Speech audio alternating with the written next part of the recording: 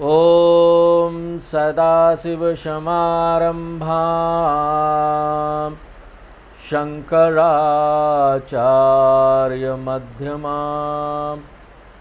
अस्मदाचार्यपर्यन्तां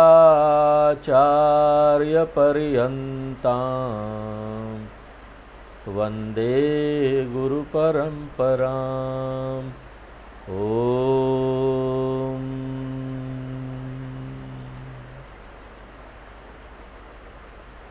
हम लोग पिछले क्लास में 32 नंबर श्लोक तक देख चुके थे। अब 33 नंबर श्लोक पढ़ते हैं। पहले हम पढ़ेंगे, फिर आप पढ़ेंगे।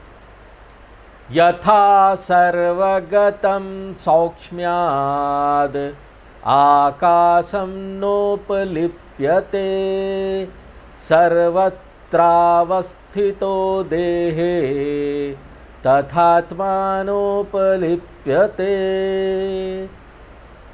तो इससे पहले वाले श्लोक में भगवान कृष्ण ने बताया कि आत्मा जो है वो सभी चीज़ों से जुड़ा हुआ है। कोई भी चीज़ यहाँ ऐसा नहीं है ना जिससे आत्मा नहीं जुड़ा हुआ है। लेकिन ये जुड़ने के बाद भी ना वो चीज़ जो कर रहा होता है, अच्छा खराब काम कर रहा होता है, गंदा हो रहा होता है, साफ हो रहा होता है, उससे ना इस आत्मा को कोई फर्क नहीं पड़ता। जुड़ा भी हुआ है और उससे परे भी है। क्या बात है, जुड़े भी रहो और असर भी ना हो, सबसे परे निकल गया। सुख दुख, अच्छा बुरा, साफ गंदा, सबसे परे। तो किसी चीज से प्रभावित नहीं होता ये आत्मा। जिस तरह से सिनेमा का स्क्रीन है, सिनेमा का पर्दा है, वो जैसे का तैसे रहता है। उसमें कुछ भी आ जाए, हीरो आ जाए, हीरोइन आ जाए, आग लग जाए, समुद्र का पानी आ जाए, लेकिन सिनेमा का स्क्रीन को कुछ नहीं होता। अगर सिनेमा के स्क्रीन को कुछ होने लगा ना तो क्या होगा, हर एक पिक्चर के बाद पर्दा खोलकर और झाड़ झूड़ कर सुखाना पड़ेगा। वो तो होता नहीं है। तो सिनेमा के स्क्रीन को कुछ नहीं होता, वो बेदाग रहता है। और इस सत्य को आत्मसात करने के लिए कि आत्मा सबसे जुड़ा हुआ है लेकिन किसी से प्रभावित नहीं होता, बेदाग और शुद्ध रहता है, कृष्ण भगवान उसके लिए ना एक उदाहरण देना चाहते। एक नहीं, दो देना चाहते। बहुत प्रसिद्ध उदाहरण है हमारे शास्त्रों में और जगह जगह इसका जिक्र किया जाता है उपनिषदों में। तो कृष्ण भगवान इसको उपनिषद से उधार लेकर हमको बता रहे हैं। वो नहीं बोलते ये मेरा इजाद किया हुआ है, मैंने इसको बनाया है। तो एक उदाहरण ये है आकाश का, दूसरा उदाहरण है प्रकाश का। आकाश यानी स्पेस, ये पूरा जो जगह है स्पेस। और याद रखिए ये जो आकाश है ना वो कोई ना खालीपन नहीं है, शून्यता नहीं है, ये बड़ा सूक्ष्म पदार्थ है। अरे क्या स्वामी जी बोलते, ना तो हम इसको छू सकते, ना पकड़ सकते, ना देख सकते। आप बोलते ये वस्तु है। हाँ ये वस्तु है, मैं नहीं बोलता, वैज्ञानिक लोग भी बोल रहे हैं। हाँ? पकड़ नहीं सकते लेकिन सूक्ष्म वस्तु है। ये कोई नथिंगनेस नहीं है, ये कोई खालीपन नहीं है, ये कुछ नहीं नहीं नहीं है। हाँ? ये ना एक सूक्ष्म प्रकार का वस्तु है। तो आकाश एक उदाहरण हो गया, अब प्रकाश दूसरा उदाहरण है। और देखिए आकाश और आत्मा के बीच में बहुत समान लक्षण है, इसलिए ये ना एकदम आदर्श उदाहरण है। और क्या क्या समान लक्षण है आकाश और आत्मा के बीच में? एकत्वम, दोनों एक है। आत्मा भी एक है, आकाश भी एक है। आप दूसरा आकाश देखे हैं क्या कहीं? नहीं ना, यही आकाश एक ही दिखाई देता। आप कहीं जाइए यही आकाश है। उसी तरह आत्मा कहीं जाइए वही एक है। दूसरा है समान लक्षण सर्वव्यापकत्वम। आत्मा सर्वत्र व्याप्त है, आकाश भी सब जगह है, सर्वत्र व्याप्त है। एकत्वम सर्वत्र व्यापकत्वम। और उसके बाद तीसरा क्या समान लक्षण? अचलत्वम, क्योंकि वो हर जगह है। आत्मा हिल नहीं सकता, एक जगह से दूसरी जगह तक नहीं जा सकता। आकाश भी हिल नहीं सकता, एक जगह से दूसरी जगह तक नहीं जा सकता। आप जाएंगे, आकाश नहीं जाता कभी। तो एकत्वम, सर्वव्यापकत्वम, अचलत्वम, उसके बाद निर्विकारत्वम। आकाश जैसा है वैसे ही रहता। आकाश कभी युवा नहीं होता, बूढ़ा नहीं होता। आकाश में कोई बीमारी नहीं होती। आकाश कभी अपना आकार नहीं बदलता, मोटा हो गया पतला हो गया, नहीं। ये तो आकाश के अंदर जितनी वस्तुएं हैं ना, हम हैं, ये लैपटॉप है, ये दीवार है, इसमें होता है ये सब चेंजेस, ये सब विकार। आकाश तो निर्विकार है। उसी प्रकार से आत्मा भी क्या है? निर्विकार है। और उसके बाद अगला क्या है सामान्य लक्षण? अखंडत्वम। आत्मा जो है ना, उसका कोई भाग नहीं किया जा सकता, अविभाजित सत्ता है। खंड यानी भाग, अखंड यानी कोई भाग नहीं। आकाश का भी कोई भाग नहीं है, आकाश भी अविभाजित है और आत्मा भी अविभाजित है, असंग है। यही मेन बात कृष्ण भगवान यहाँ पर बताना जा रहे हैं। आकाश सब चीज के साथ जुड़ा हुआ है, किंतु आकाश कभी प्रदूषित नहीं होता।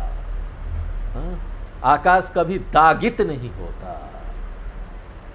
किसी के अच्छे गुण है, कोई अच्छा काम कर रहा है, कोई खराब काम कर रहा है, आकाश तो बेदाग रहता है, उस पर कोई दागी वाला छींटा नहीं पड़ता, सफेद का सफेद रहता है। उसमें कोई दुर्गंध नहीं आता कि नाले के पास चला गया तो कपड़े से दुर्गंध आने लगा, या पसीना हो गया तो दुर्गंध आने लगा। इसमें कुछ नहीं होता, आकाश में कुछ नहीं होता। आकाश असंगत्वम है। और अंततो गत्वा आकाश जो है ना, सर्व आधारत्वम है। वो सबको आधार देता है, वो सबको अपने अंदर समा लेता है, सबको सपोर्ट देता है। पूरा जो ये ब्रह्मांड है वो कहाँ है? आकाश के अंदर है। इसलिए आकाश क्या है?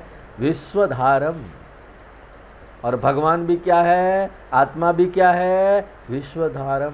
इसलिए आप जब विष्णु सहस्त्र नाम का पाठ करेंगे तो विश्वधारम के बाद क्या आता है? गगन सदृशम।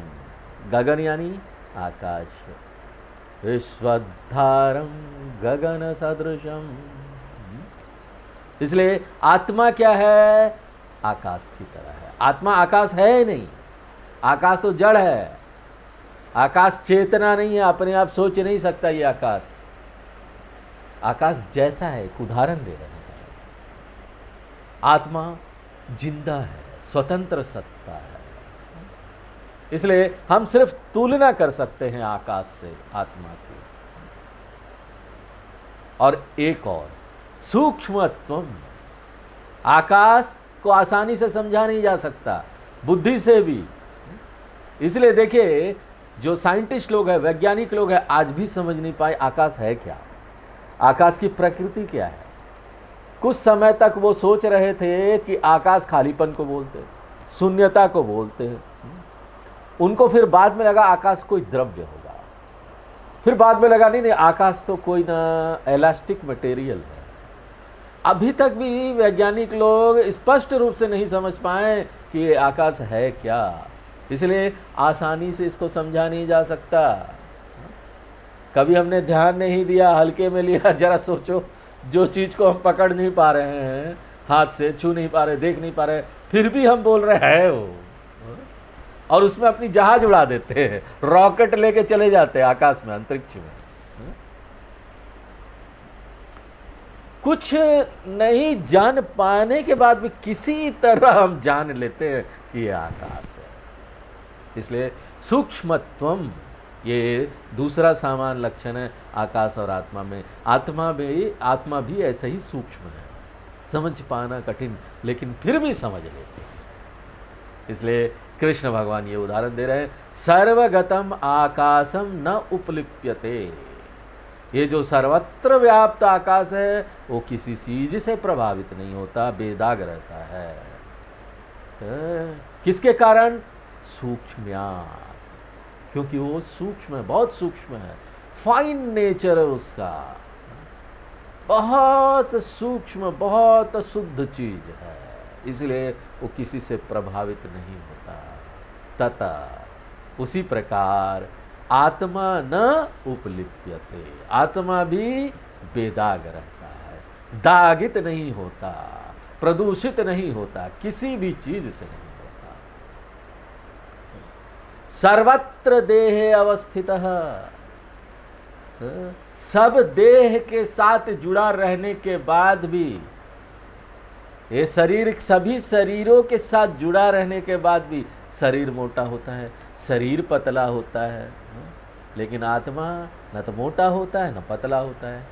मन में आता है राग द्वेष काम क्रोध, लेकिन आत्मा में कोई भी राग द्वेष काम क्रोध नहीं होता। न मे द्वेष रागो न मे लोभ मोह।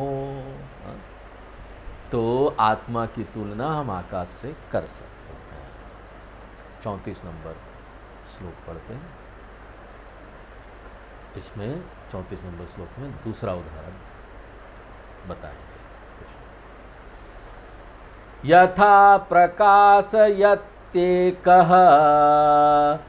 कृत्स्नं लोकमिमं रविः क्षेत्रं क्षेत्री तथा कृत्स्नं प्रकाशयति भारत। तो दूसरा उदाहरण क्या है? सूर्य का प्रकाश, सनलाइट। यहां हम सूर्य की बात नहीं कर रहे, सूर्य से तुलना नहीं की जा रही। सूर्य तो 9 करोड़ माइल दूर है। हम यहाँ पर सूर्य के प्रकाश, यहाँ प्रकाश की बात कर रहे हैं, सनलाइट की बात कर रहे हैं। वो अरूप सत्ता, वो अरूप प्रकाश जो दिन के समय पूरे धरती पर व्याप्त हो जाता है, और आत्मा की तुलना इसी प्रकाश से की गई है। और यहाँ भी आप ना बहुत सारे समान लक्षण देखेंगे, और बहुत सारे लक्षण तो आकाश की तरह ही है। तो यहाँ पर एकत्वम, सूर्य का प्रकाश एक ही है, सब जगह एक ही है। उसी तरीके से आत्मा भी एक ही है। यहाँ भी आप देखेंगे सर्वगतत्वम, सूर्य का जो प्रकाश है सर्वगत है, सर्व सब जगह है, पूरे पृथ्वी में है। तुलनात्मक रूप से, अब आप बोलेंगे नहीं स्वामी जी अंतरिक्ष में तो नहीं है, तुलनात्मक तरीके से एक उदाहरण के लिए प्रस्तुत कर रहे हैं, क्योंकि उदाहरण और मूल चीज अगर एक हो जाएगा तो फिर उदाहरण क्या। इसलिए हमको वहीं तक देखना है जहां उदाहरण हमको समझा दे बस कोई चीज।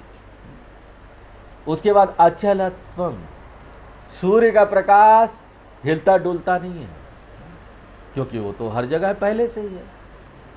निर्विकारत्वम, सूर्य का प्रकाश में कोई भी परिवर्तन नहीं होता।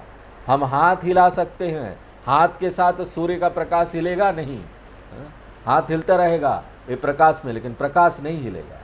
उसी तरीके से असंगत्वम, ये जो प्रकाश है सूर्य का वो प्रदूषित नहीं होता। ये हमारे हाथ में चला जाए, गंदे नाले में चला जाए सूर्य का प्रकाश गंदा नहीं होता। उसी तरीके से अखंडत्वम, सूर्य का प्रकाश को काट के उसका भाग नहीं किया जा सकता कि आप किसी हथियार से उसको काट दो। अच्छेद्यो हम अदाह्यो हम, दूसरे अध्याय में श्लोक था, न काट सकते हैं न जला सकते हैं, कुछ नहीं कर सकते आत्मा को। उसी प्रकार सूर्य का प्रकाश भी है। और अंततो गत्वा, ये जो प्रकाश है वो सबको प्रकाशित कर देता है। जिस तरह से आत्मा का प्रकाश सबको प्रकाशित कर देता है। प्रकाशित करना यानी जन्मा देना। जैसे सूर्य का प्रकाश निकलता है दिन में, सब कुछ हम जान लेते हैं, देखने लगते हैं, समझ लेते हैं, अंधेरा में समझ में नहीं आता। उसी प्रकार ये जो चेतनता है, ये चेतनता के कारण ही तो हम यहाँ सब कुछ जान पा रहे हैं। कल्पना कीजिए यहाँ पर सारी वस्तुएं हैं पूरी दुनिया में, लेकिन चेतनता नहीं है, तो जानेगा कौन? कौन किसके प्रति अवेयर रहेगा? कौन किसके प्रति जागरूक रहेगा? अभी हम यहाँ देख पा रहे हैं कि पंखा है, खाली पंखा रहे हम नहीं रहे तो कौन उसको देखेगा? कोई ऐसा संबंध ही नहीं रहेगा अनुभवकर्ता और अनुभव की वस्तु में। वस्तु तभी आ सकता है जब ना उसको जानने वाला हो। इसलिए चेतनता जो है ना सबको प्रकाशित कर देता है, यहाँ पर सूर्य की तरह। इसलिए कृष्ण भगवान यहाँ क्या बोल रहे हैं? एकह रवि, एक जो सूर्य है, इमं कृत्स्नम लोकम प्रकाशयति, ये पूरे धरती को प्रकाशित कर देता है और बिना प्रदूषित हुए, बिना गंदा हुए, बिना परिवर्तित हुए। उसी प्रकार से सूक्ष्मत्व, ये जो प्रकाश है उसको हम छू नहीं सकते, लेकिन वो है। आप उसको चख नहीं सकते, प्रकाश को चखिए, चख पाएंगे? प्रकाश को सूंघने का प्रयत्न कीजिए, सूंघ पाएंगे? नहीं। प्रकाश को सुनने का प्रयत्न कीजिए, नहीं सुन पाएंगे। और ना आप प्रकाश को देख भी नहीं सकते अगर कोई परावर्तक माध्यम ना हो। यानी परावर्तक माध्यम नहीं, हिंदी बड़ी क्लिष्ट है, परावर्तक जबकि अंग्रेजी बोलो तो आसानी से समझ में आ जाता है। कोई रिफ्लेक्टिंग मीडियम नहीं। अगर प्रकाश है, रिफ्लेक्टिंग मीडियम नहीं है ना, आप उसको देख नहीं सकते। इसलिए प्रकाश भी बड़ा सूक्ष्म है। उसी तरह से आत्मा को भी छुआ नहीं जा सकता, आत्मा को भी सूंघा नहीं जा सकता, आत्मा को भी सुना नहीं जा सकता, आत्मा को भी देखा नहीं जा सकता। लेकिन आप ये नहीं बोल सकते कि वो नहीं है। हम आत्मा को छू नहीं सकते, इसलिए आत्मा है नहीं, ये हम नहीं बोल सकते। हम प्रकाश को छू नहीं सकते तो प्रकाश है नहीं, ये हम नहीं बोल सकते। प्रकाश है, वो ठोस नहीं है, हम उसको छू नहीं सकते, जान नहीं सकते, लेकिन है। अशब्दम स्पर्शम रूपम अव्ययम तथा रसम नित्यम अगंधवच्यत अनाद्यनंतम महतः परम ध्रुवम निचायतन मृत्यु मुखात प्रमुच्यते। कठोपनिषद में आएगा, ये आत्मा की परिभाषा है। इसलिए इससे पहले वाले श्लोक में आत्मा की तुलना आकाश से की गई, इस श्लोक में आत्मा की तुलना प्रकाश से की जा रही है। और वही आत्मा मैं हूँ। इसलिए मेरा ज्ञान क्या है? मैं आकाश की तरह हूँ, मैं प्रकाश की तरह हूँ। और ये ना ध्यान में हमारी सहायता करता है। हम जब ध्यान में बैठे तो हमको देखना चाहिए किस तरह से आकाश है, प्रकाश है और किस तरह से आत्मा है। ये सारे लक्षण आपको याद रहना चाहिए। हाँ, सीधे सीधे ध्यान नहीं किया जा सकता आत्मा को। जब आप लक्षण ही नहीं जानते, ज्ञान ही नहीं, थ्योरी नहीं, तो प्रैक्टिकल क्या करेंगे? तो ये देखिए, ये बड़ा ब्रिलियंट उदाहरण कृष्ण भगवान ने यहाँ दिया है। और ये कोई ओरिजिनल उदाहरण नहीं है जिसको कृष्ण भगवान ने बनाया। बड़े विनम्रता के साथ वो बस उपनिषद से लेकर यहाँ प्रस्तुत कर रहे हैं। कठोपनिषद में भी आएगा, सूर्यो यथा सर्वलोकस्य चक्षुः न लिप्यते चाक्षुषैर् बाह्य दोषैः एकस्तथा सर्वभूतांतरात्मा न लिप्यते लोक दुखेन बाह्यः। कठोपनिषद उदाहरण देता है और यही उदाहरण लिया गया है। कृष्ण भगवान वहीं से उधार ले रहे हैं, वहीं से जानकर, उन्होंने भी वहाँ से जाना, भगवान ने भी, और वहाँ से जानकर बता रहे हैं। अब कृष्ण भगवान यहाँ अंतिम 35 नंबर श्लोक में सभी अपने चर्चा का, ज्ञान का समापन कर रहे हैं। 35 नंबर श्लोक पढ़ते हैं। क्षेत्र क्षेत्रज्ञयोरेवम् अंतरम ज्ञान चक्षुषा भूत प्रकृति मोक्षम च ये विदुर्यान्ति ते परम। तो इस ज्ञान का अंतिम लाभ क्या होगा वो यहाँ पर दिया हुआ है।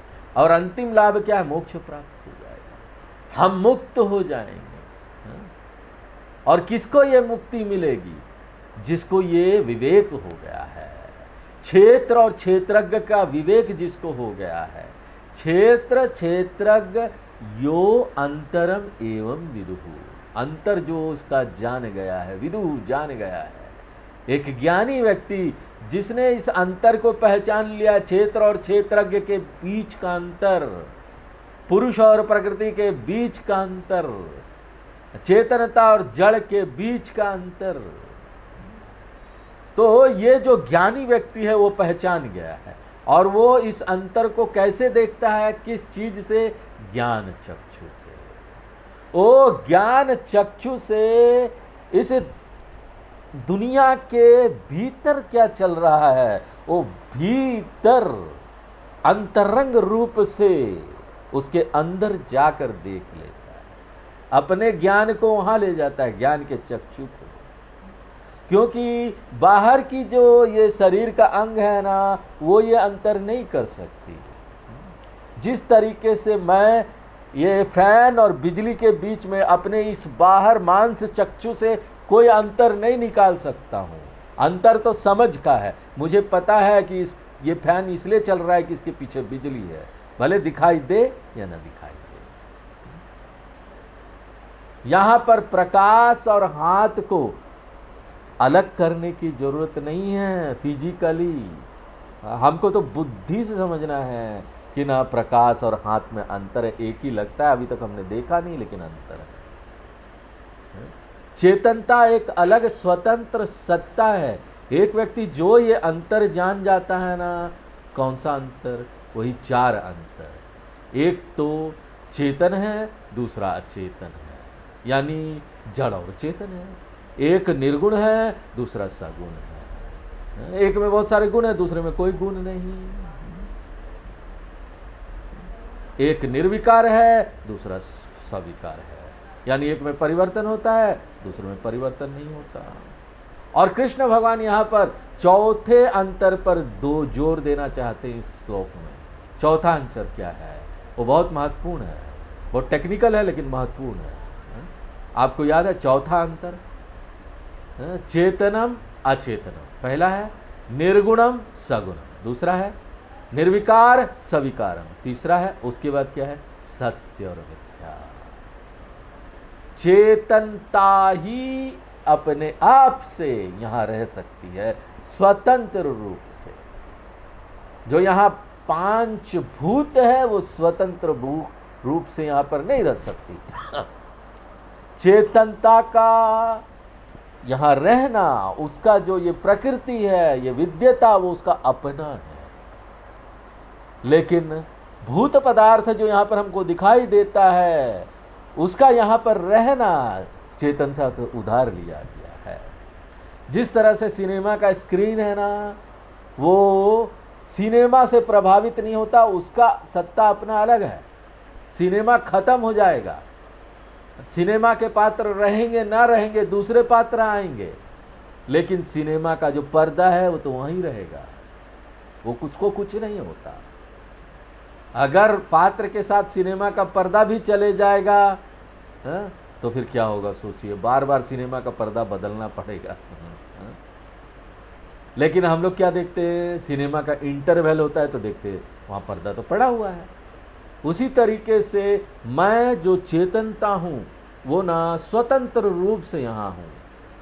ये पूरी दुनिया एक पिक्चर की तरह चल रहा है, वो मेरे भीतर चल रहा है पूरी दुनिया। और जिस तरह से ये पूरी जो पिक्चर है वो स्क्रीन को या पर्दे को तागित नहीं कर सकता, उसी प्रकार से ये जो मिथ्या प्रपंच है वो सत्य पुरुष को तागित नहीं कर सकती, उसको प्रभावित नहीं कर सकती। इसलिए भूत प्रकृति मोक्षम च, यहाँ पर मोक्ष यानी मिथ्यात्व समझ लेना, समझ लेना कि यहाँ पर जो मिथ्या दिखाई दे रहा है ना, उससे अलग हम ये पुरुष हैं। मिथ्या तो बस उधार लिया हुआ मेरे कारण है, रहने मात्र से दिखाई दे जाता है। मिथ्यात्व किसका, पुरुष का या प्रकृति का? भूत प्रकृति, भूत और प्रकृति का मिथ्यात्व हम समझ लेते हैं। जितनी भी और जड़ चीज़ें यहाँ पर संसार में जितनी चीज़ें हैं उसका मिथ्यात्व हम समझ लेते हैं। तो भूत प्रकृति मोक्षम च, ये सारे भूत पदार्थ का मिथ्यात्व समझ लेते हैं और चेतनता का सत्यात्व समझ लेते हैं कि वही सत्य है और बाकी सब बस दिखाई देता है नहीं, मेरे ऊपर ही निर्भर है, मैं ही वो आत्मा हूँ। ते ये विदु, जो इस बात को जान लेता है, समझ लेता है, अहम सत्यम जगन मिथ्या, तो ना ये पूरी दुनिया मुझे छू नहीं सकती है। दुनिया चाहे कैसे भी चलता रहे, कुछ भी होता रहे, मुझे छू नहीं पाएगी, क्योंकि अब मैं शरीर हूं ही नहीं। इति ये विदुते परम यान्ति,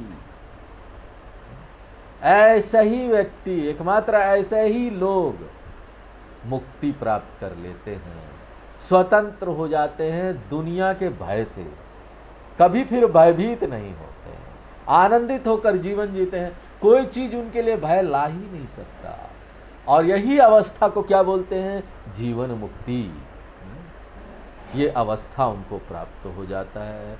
परम यानी मोक्ष, तो ये ना फाइनल बेनिफिट है, अंतिम लाभ है आत्मज्ञान का जो हमको प्राप्त होता है। इसके साथ ही कृष्ण भगवान यहाँ पर ज्ञान फल वाला जो हम विषय बता रहे थे उसका समापन करते हैं और इसके साथ ही पूरा 13वां अध्याय जो था आज समाप्त हो गया। ओम तत्सत।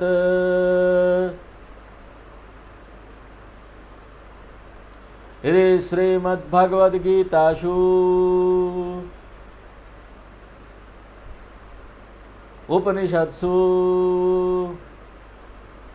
ब्रह्म विद्यायां योगशास्त्रे श्री कृष्ण अर्जुन संवादे क्षेत्र क्षेत्रज्ञ विभाग योगो नाम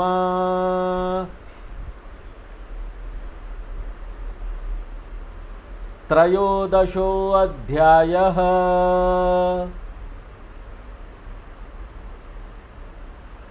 ओम पूर्णमदः पूर्णमिदं पूर्णात् पूर्णमुदच्यते पूर्णस्य पूर्णमादाय पूर्णमेवावशिष्यते।